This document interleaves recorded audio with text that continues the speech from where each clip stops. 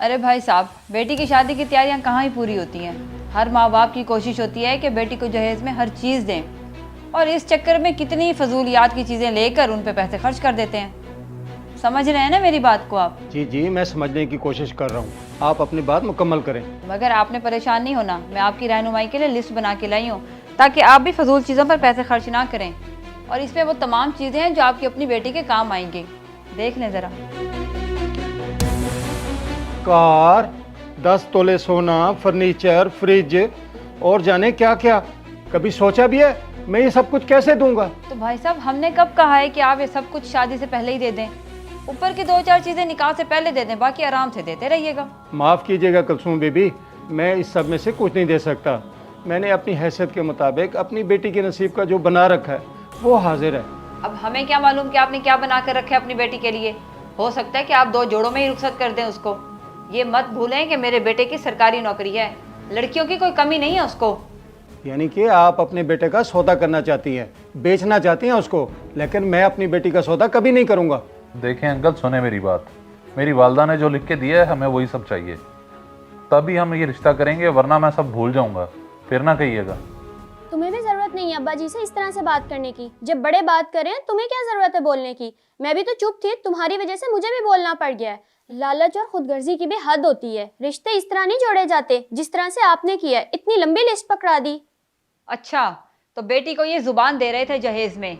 इतनी लंबी जुबान, न जाने हमारे साथ बाद में क्या करती कि अभी ये सलूक कर रही है। ये तो अच्छा हुआ कि पहले से पता चल गया हमें। बाप कंगला और बेटी बस जुबान। चल बेटा। जहेज एक लानत है और अपनी ये लानत साथ लेती जाएं।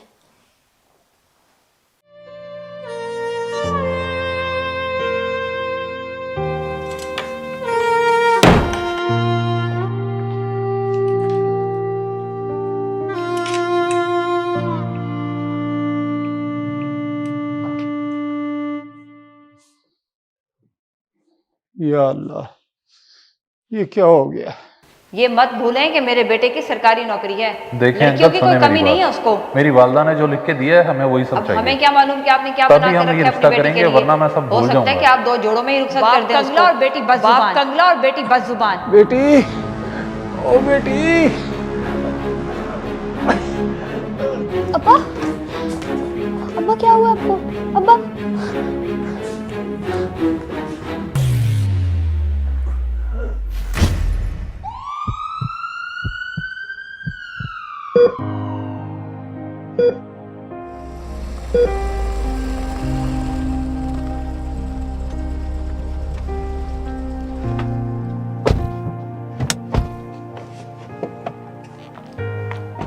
कैसी तबीयत है अंकल की?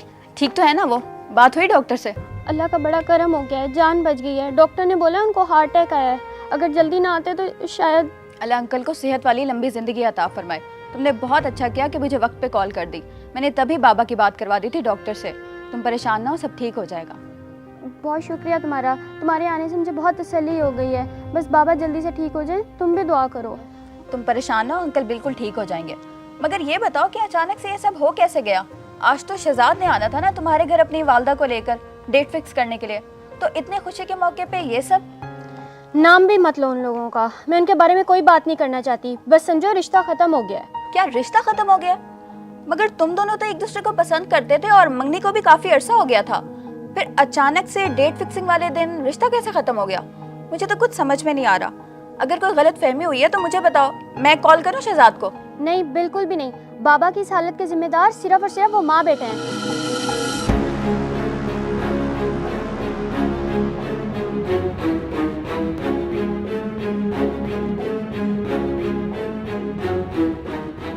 और वो तो जो करना चाहते थे वो कर कर चले गए हैं और बाबा की ये हालत हो गई। इतनी बड़ी बात होगी और तुम मुझे अब बता रही हो? तुम्हें तो चाहिए था मुझे उसी वक्त कॉल करती, आके उन दोनों को ऐसा सबक सिखाती ना कि याद रखते। खैर, अभी भी देर नहीं हुई, तुम फिक्र ना करो। छोड़ बेटा, क्यों बेवकूफ़ों की तरह मुंह बनाकर बैठा हुआ है? जान छूटी ना कंगले लोगों से। अम्मी, वहाँ जाके ये सब हो जाएगा मैंने कभी सोचा ही नहीं था। हम दोनों एक दूसरे को पसंद करते थे और रिश्ता ही टूट गया। ओ बेवकूफ़, अपनी अहमियत को समझ। तू कौन सा कोई निकम्मा बेरोजगार है? सरकारी नौकरी वाला है। कोई भी मालदार लड़की फौरन तुझसे शादी करने के लिए तैयार हो जाएगी। क्यों दिल छोटा कर रहा है? मगर अम्मी मैं तो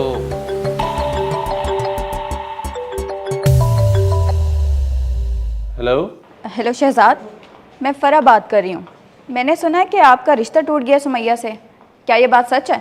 हाँ, मगर आपको किसने बताया? ऐसी बातें भला कहाँ छुपती हैं, पता चल ही जाता है कहीं ना कहीं से। वैसे एक बात बताऊँ, वो आपके लेवल की थी भी नहीं। बहुत अच्छा हुआ कि आपका रिश्ता टूट गया उससे।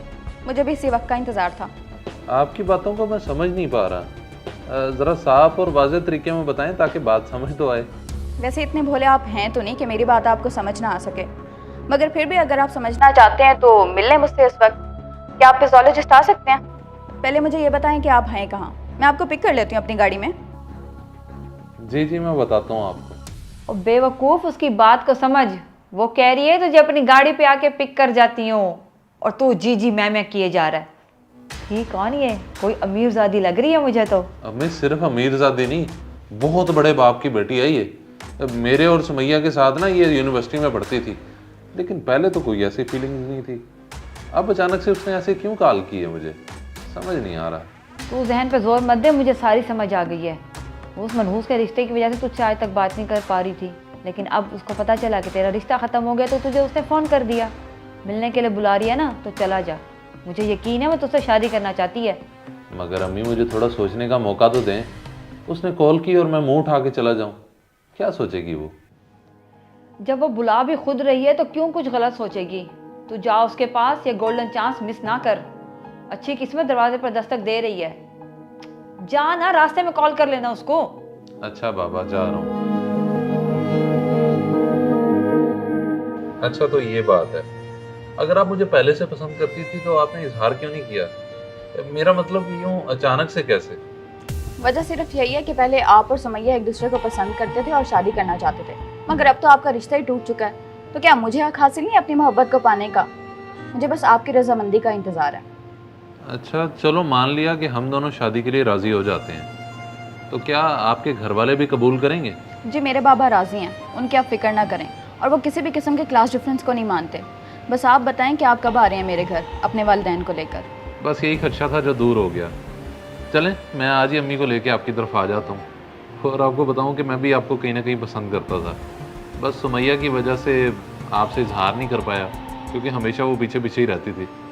चले अब मैं चलता हूँ, जाके अम्मी से बात भी करनी है आखिर। अल्लाह हाफ़िज़।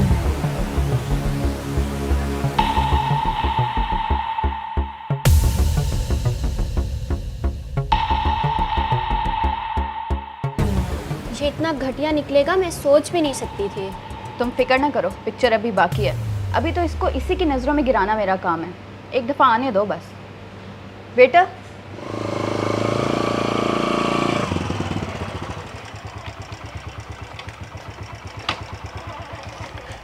रुकें रुकें, एक मिनट। कहाँ जा रहे हैं आप लोग? खैरियत तो है? किससे मिलना है आपको? ओ भाई, हो कौन आप लोग? बात करने की तमीज़ नहीं है तुम्हें? मैं फरा की होने वाली सासू माँ हूँ और ये मेरा बेटा, इसका मतलब है उसका होने वाला शौहर। हटो, हमें अंदर जाने दो। देखिए बात सुने मेरी, आप बगैर इजाज़त लिए दाखिल नहीं हो सकती अंदर। यहीं ठहरे आप, मैं जाता हूँ मैडम से पूछता हूँ। अगर वो इजाज़त देंगी तो मैं ले जाऊँगा आपको अंदर। पता नहीं कहाँ से आ जाते हैं उनके नए नए मेहमान। मेरी एक दफ़ा फरा से शादी हो लेने दें, सबसे पहले इस गार्ड को निकलवाऊंगा। बड़ा ही को बदतमीज़ है। उसको तो कुछ कहा नहीं, अब गुस्सा आ रहा है। तुमने वैसे फरा को फ़ोन करके बताया नहीं था कि हम आ रहे हैं? अम्मी कैसी बात कर रही हैं आप? मैंने फरा को बताया था फ़ोन करके, वो शायद इस बदतमीज़ इंसान को हमारे आने का बताना भूल गई होगी। मैडम, बाहर एक लड़का और उसकी वालदा आई हैं, वो कहती हैं कि वो आपके होने वाले। आई नो, देख चुके मैं मोबाइल पे, मगर फ़िलहाल तुम उनको बाहर ही रोक के रखो ताकि उन्हें उनके औकात अच्छे से पता चले।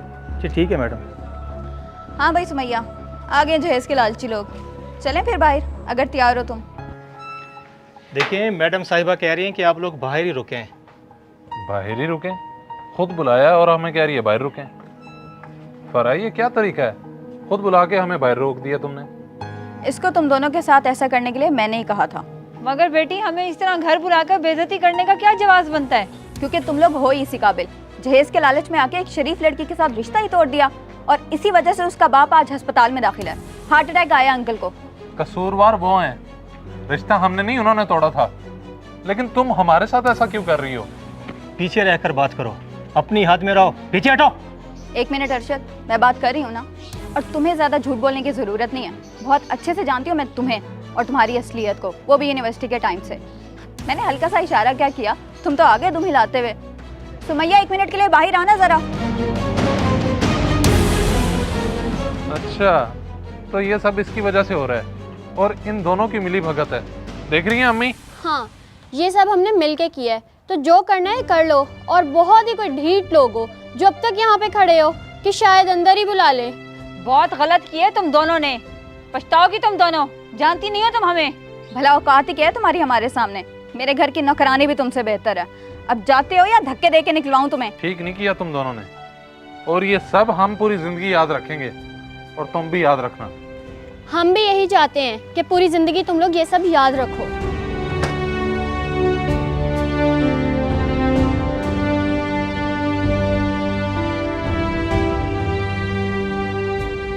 इस वीडियो को लाजमी शेयर करें। हो सकता है आपकी वजह से कोई राह रास्त पे आ जाए।